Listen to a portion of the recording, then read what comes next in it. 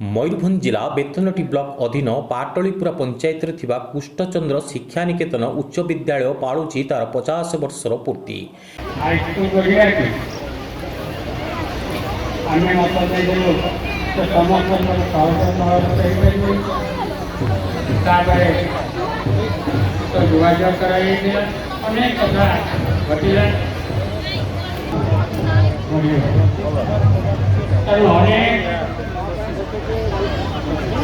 मारा मन पड़ी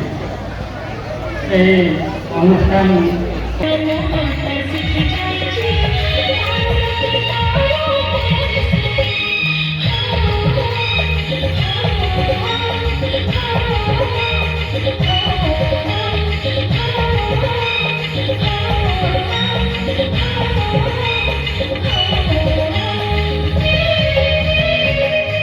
यही उच्च विद्यालय 1974 मसीह स्थापित होता।